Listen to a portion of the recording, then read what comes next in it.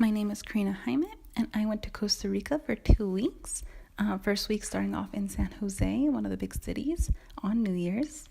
Since I was volunteering with IVHQ and Maximo Nivel, I got to, on the first day, paint a preschool in a poor neighborhood. Got to draw the earth and make the preschool a little prettier with some value words.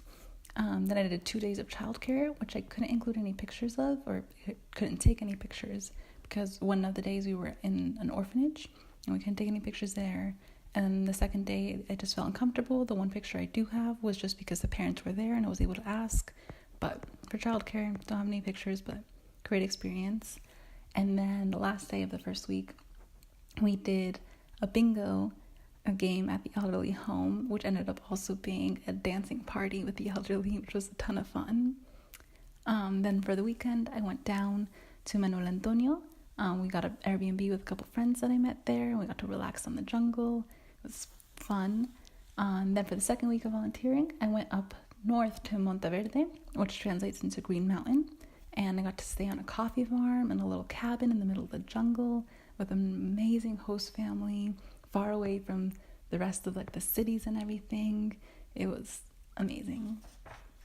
My most valuable take-home message was just that the world is so beautiful. There's nothing to fear, not even all the spiders that I was living amongst in Monteverde. And the simplicity could be so nice.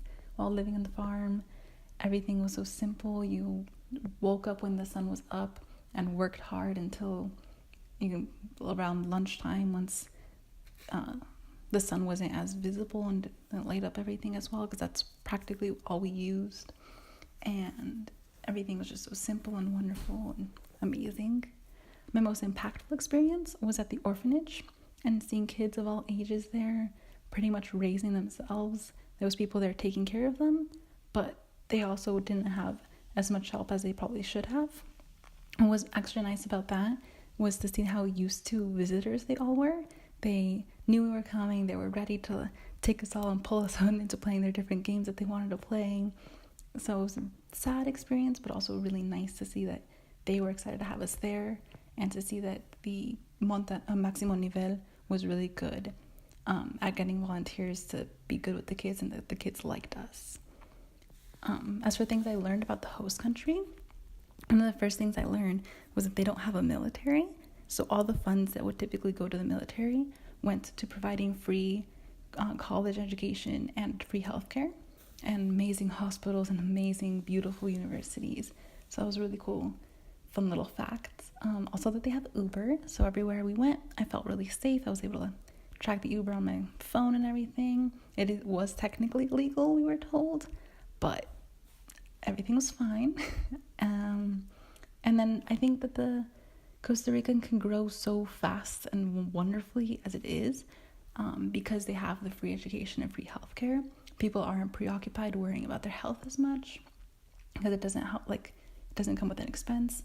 And then they can go educate themselves and bring back to the community everything, learn and apply within their own homes and cities, which I think is a beautiful, beautiful thing. But differences between them and the United States, they were definitely more Catholic, which in the health and human services aspect definitely affected things like birth control, which was a very interesting thing to see. They didn't really use or believe in birth control because of their strong Catholic roots. The fun difference between them and the United States is that they didn't have addresses. They used landmarks and would say 30 meters south from this location and such. So it was really interesting, different thing to experience.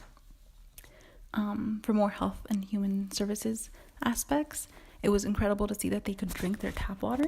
It was totally fine. You can go to the bathroom and refill your water bottle. It was an amazing thing for them to all have right in their houses, not having to worry about their water. The city had plenty of food and at good prices. In the jungle, people tended to grow their own food, which was amazing. One of the days I got to help pick the beans off of the vines, or the bean pods, and then also open up the bean pods and take out the beans. And then we had that for dinner, which was a really cool experience. And just knowing that they have nutritious, wholesome food right in their backyards, where in the city, just in the supermarkets and everything at a good, reasonable prices. And then at the elderly home, being able to see that there was plenty of doctors there helping them who knew their patients so well. While we were doing bingo, they would go and serve them their medicines and their appropriate amounts of fluids, and they knew every single elderly folk there and just was able to do it, and all of them were very compliant, and it was just so nice to see how much health care they get, even at the elderly home. So as for my final remarks, just Costa Rica and traveling abroad was so much less scary than I thought it would be. It was very worth it, and though I didn't think it was going to be, it was a very life-changing experience.